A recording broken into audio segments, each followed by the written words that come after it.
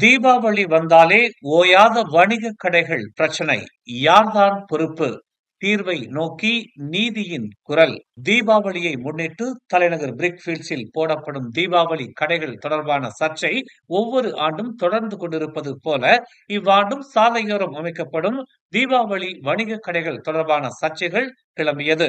தலைநகரின் சாலை ஓரங்களில் சட்ட விரோதமாக நடத்தப்படும் வணிக கடைகளுக்கு எதிராக கோலாலம்பூர் நகராண்மை கழகம் நடவடிக்கைகளை மேற்கொண்டு வருகிறது.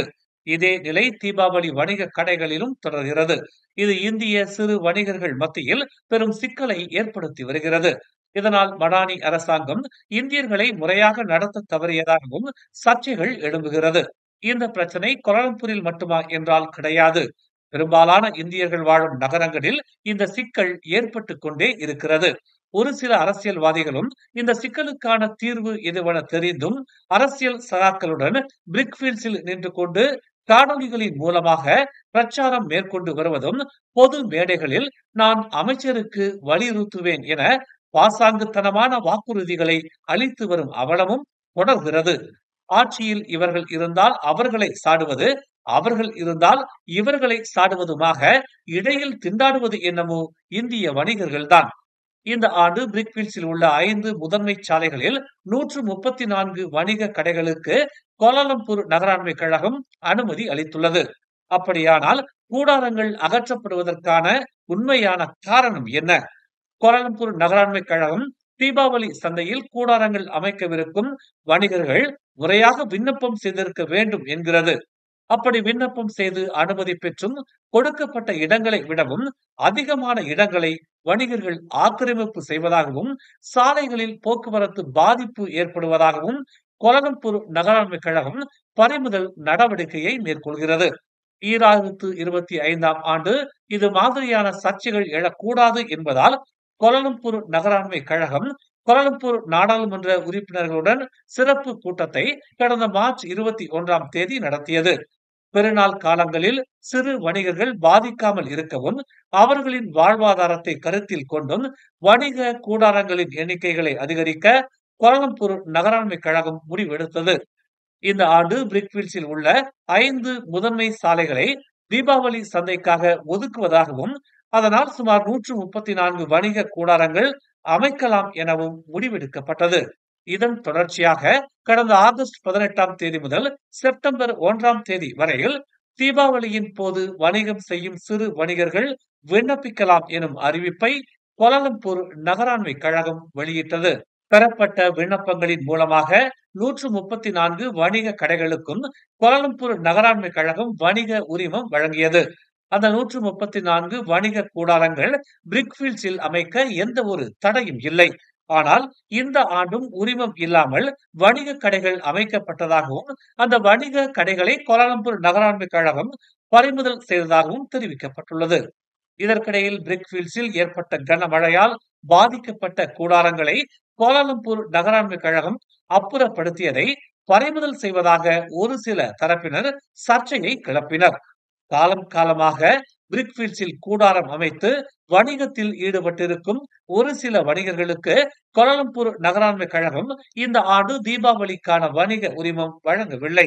முறையான ஆவணங்கள் இல்லாதது, முந்தைய அபராதங்களை செலுத்தாமல் இருந்தது என முக்கிய காரணங்களையும் கோலாலம்பூர் நகராண்மை கழகம் அடுக்குகிறது. அப்படி தகுதி பெற்ற விண்ணப்பங்களை மக்கள் முன்னிலையில் குலுக்கல் முறையில் கோலாலம்பூர் நகராண்மை கழகம் தேர்வு செய்கிறது. இந்த ஆண்டும் கடந்த செப்டம்பர் 12ஆம் தேதி குலுக்கல் நடத்தப்பட்டது. தீபாவளி பெருநாளின் போது தற்காலிகமாக வணிக கடைகள் அமைக்க கோலாலம்பூர் நகராண்மை கழகம் தற்காலிக உரிமம் வழங்குகிறது.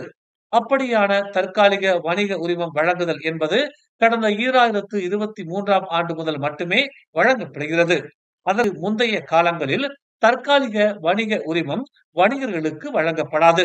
மாறாக பெருநாள் காலங்களில் வணிகம் செய்யவிருக்கும் வணிகர்களுக்காக குறிப்பிட்ட ஒரு சில இயக்கங்கள் கோலாலம்பூர் நகராண்மை கழகத்திடம் விண்ணப்பம் செய்து பொது சாலைகளில் கூடாரங்கள் அமைக்க அனுமதி கேட்டு, பெற்ற அனுமதியை கொண்டு கூடாரம் அமைக்கவிருக்கும் வணிகர்களிடமிருந்து குறிப்பிட்ட ஒரு தொகையை கட்டணமாக வசூலித்து தீபாவளி சந்தைகள் நடத்தப்படும். இது சட்டத்திற்கு புறம்பான செயல் என்பது குறிப்பிடத்தக்கது. நோன்பு பெருநாட்களிலும் இது போல குறிப்பிட்ட ஒரு சில இஸ்லாமிய அமைப்புகள் நகராண்மை கழகத்தில் விண்ணப்பம் செய்து குறிப்பிட்ட ஒரு சாலையில் வணிகர்களுக்கு வாய்ப்புகளை கட்டணம் இல்லாமல் வழங்குவர்.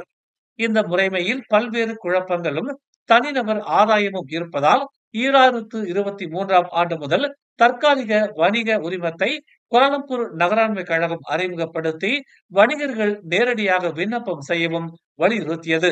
இதன் மூலமும் பெரும்பாலான வணிகர்கள் பயனடைந்துள்ளனர். பெரும்பாலும் பெறப்படும் விண்ணப்பங்கள் நிராகரிக்கப்படுவதற்கு முக்கிய காரணம், முந்தைய மாதங்களில் குறிப்பிட்ட விண்ணப்பதாரர் கோலாலம்பூர் நகராண்மை கழகத்தின் அபராதத்தை செலுத்த தவறி இருப்பார். அதிகமான விண்ணப்பங்கள் இதன் அடிப்படையில் நிராகரிக்கப்படுகிறது. இனி வரும் காலங்களில் நம் வணிகர்கள் முறையான ஆவணங்களுடன் விண்ணப்பிக்க வேண்டும். வணிகத்திற்கான உரிமம் பெற முறையாக தங்கள் வணிக விவரங்களை ROCயில் பதிவு செய்திருக்க வேண்டும். கடன் நிலுவை இல்லாது இருத்தல் வேண்டும். குறிப்பிட்ட பொருட்களின் தரநிலை சான்றிதழ் பெற்றிருக்க வேண்டும் என்கிற அடிப்படை விதிகள் மட்டுமே வணிக உரிமம் பெறுவதற்கான ஒரே தீர்வு. ஒவ்வொரு மாவட்டத்திற்கும் பொது இடங்களை பயன்படுத்த அனுமதி கோர நகராண்மை கழகங்கள், மாவட்ட அரசு இலாக்காக்கள் உள்ளது.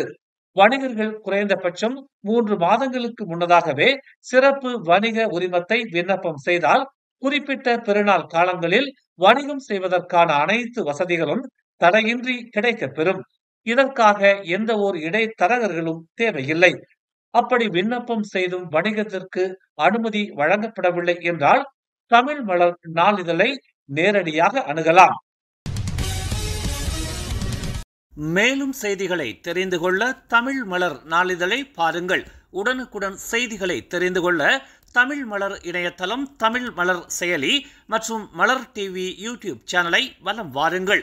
எங்களோடு இணைந்திருக்க மலர் டிவியை பதிவு செய்து கொள்ளுங்கள். உறவுகள் மகிழ்ந்திட விருப்பம் மற்றும் பகிர்வு சேவையை சொடுக்கிடுங்கள்.